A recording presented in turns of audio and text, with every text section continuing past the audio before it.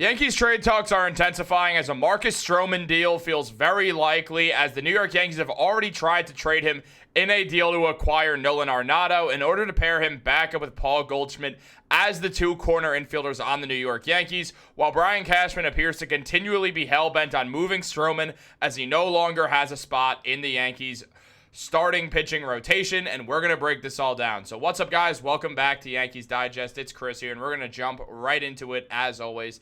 And if you guys like the content, make sure to subscribe. 13% of viewers are subscribed to the channel. Let's try to get those numbers up. We're here to talk about baseball, so that's exactly what we're going to do.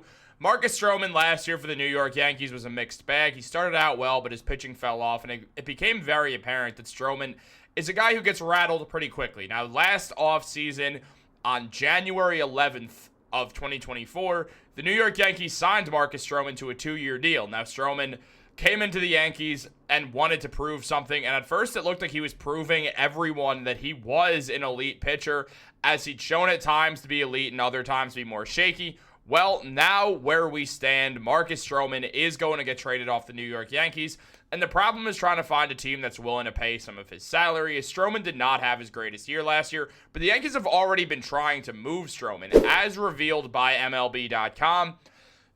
Basically, Paul Goldschmidt's now presence in New York could have a strong influence on former teammate Nolan Arenado, waiving his no-trade clause and agreeing to play for the Yankees if the Yankees pursue a trade with St. Louis. Now, the Yankees approached the Cardinals earlier in the offseason about a deal for Nolan Arenado, but they were rebuffed because St. Louis had no interest in taking on the contract of right-handed pitcher Marcus Stroman. Now, this deal, it was so insane that what happened was Arenado didn't even get a chance to either accept or decline his no-trade clause. It was so quickly denied. They literally were like, nope, we're not paying Stroman, absolutely not trading Arenado for him. We don't care who you're adding on to us. We are not paying Marcus Stroman's contract, so absolutely not. Now, the Yankees wanted to move Stroman's $19 million because taking on Arenado's $23 means the Yankees only have to pay an extra $4 million. And after trading away Jose Trevino, the team, it's becoming more likely that Nolan Arenado will be the team's third baseman, unless the Yankees are willing to spend a lot of money on an Alex Bregman type, which maybe they still are. I guess that Bregman's going to end up on the Red Sox. It feels like the Red Sox are going to pay someone, maybe Bregman, maybe Pete Alonso. We'll see. But where the New York Yankees stand right now, they want to trade Marcus Stroman because they don't want to pay him. And they're looking for a team that needs pitching and is willing to pay Marcus Stroman in hopes that he could have a consistent season.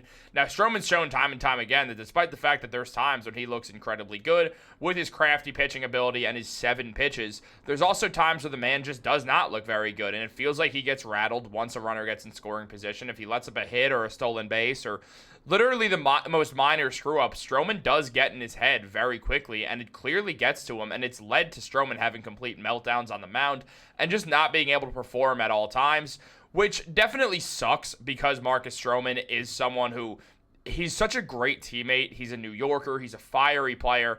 It would have been awesome if the Marcus Stroman stuff worked out, but just it has not worked out, and he'd have to be some sort of swing pitcher next year where he's mainly pitching out of the bullpen, while also, if an injury happens, he'll be the guy to step into the starting rotation. But it feels like the Yankees don't want that for $19 million.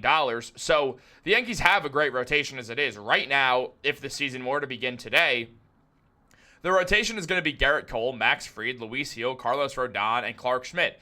That does not leave room for Stroman. He is not as good as any of those other 5 options. Obviously, Gil is the future of the team. The Yankees are paying Garrett Cole a ton of money to be one of the best pitchers in the MLB. They're now paying Max Fried some of the most money of any pitcher for him to be one of the best pitchers in the MLB. Luis Gil, as I said, he's the future of the team. Clark Schmidt is someone who the Yankees maybe would still move, but certainly had a better year than Stroman last year. And Carlos Rodon's getting a lot of money as well from the New York Yankees, as he's starting to slowly bounce back to the guy who the Yankees signed all these years ago, and by all these years, I mean 2 years ago. But now the Yankees, once again, they've splurged on a big pitcher, and with Stroman's $19 million staring down the New York Yankees, it just makes sense that they would be willing to move him. Now, it was also mentioned on top of the Arenado stuff that Adding both Paul Goldschmidt and Nolan Arenado, teammates with the Cardinals over the last 4 seasons, would allow the Yankees to shift Jazz Chisholm Jr. from third base to second base with Anthony Volpe at shortstop, solidifying the infield for the 2024 American League champions. The problem is the Yankees don't have the most to move. It's not like there's a ton of stuff the Yankees have that they're willing to trade. They've made a bunch of trades already. I mean, they've traded Jose Trevino. They've traded for Devin Williams, trading away Nestor Cortez. They've made a lot of moves this offseason. The Yankees have been very active since losing Juan Soto because they understand the importance of contending now while Aaron Judge is in the prime of his career. No matter who the next Yankees franchise player is, and hopefully it's Jason Dominguez, it's very hard to believe that the Yankees are going to have a player as good as peak Aaron Judge for a very, very long time. I mean, for many of us, even someone like my age right now, like, there's always this world that Aaron Judge is the best player that us Yankee fans will ever see. The man is that good. He is all-time. He's an all-time great hitter. He's the most dangerous hitter since, at the very least, Alex Rodriguez in his prime on the Yankees, or leaving the Yankees, a Barry Bonds type. I mean, A-Rod never hit 62 damn home runs, and Aaron Judge did. Aaron Judge has just been an absolute monster. There's a reason why he's a 2-time MVP. He should be a 3-time MVP. He's probably going to be the favorite to win MVP going into next season. Is why would he not be? I mean, yeah, Bobby Witt Jr. had a phenomenal season, and Gunnar Henderson's only getting better. But Juan Soto's out of the American League, so there goes another guy. It's out of those 3 guys, really, unless, obviously, it's baseball. Someone can easily pop in, show up, and be like, nope, it's me this year. I'm the man.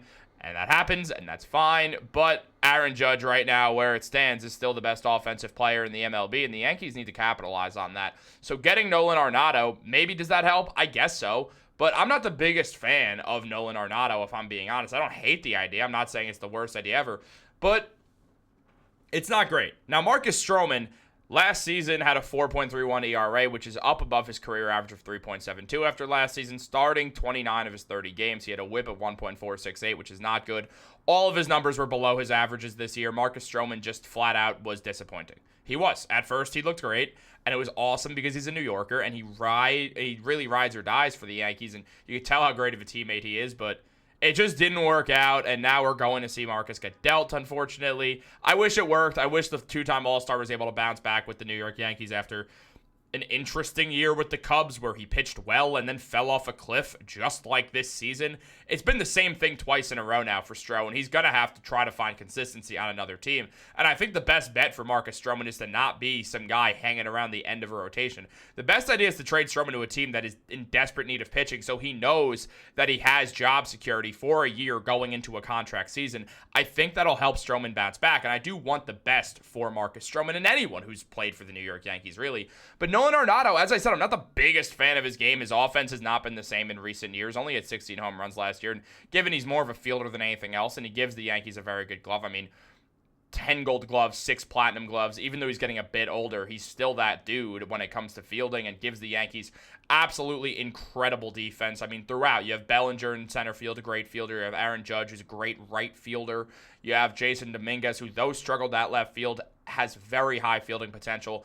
Obviously, Paul Goldschmidt's going to be there. He'll be doing his thing at first base. Jazz Chisholm Jr. is such a talented fielder. Putting him at second base obviously makes them better. Especially with Gleyber Torres being gone, it clearly means that Jazz is the second baseman. And Anthony Volpe, who the question was, is he going to have to be moved to third base while Peraza steps in and fields? But nope, not the case at all. Anthony Volpe is a phenomenal fielding shortstop, though I just still wish they drafted Gunnar Henderson, obviously. But what are you going to do? You can't really be hung up on that. Oh, well. Like, below average OPS plus, fine numbers, I guess. Like, yeah, they don't need the bat, but you're sticking a lot of righties towards that back end of the rotation. I mean, Paul Goldschmidt will probably bat like 5th or 6th for the Yankees, while Arenado bats 8th, I guess.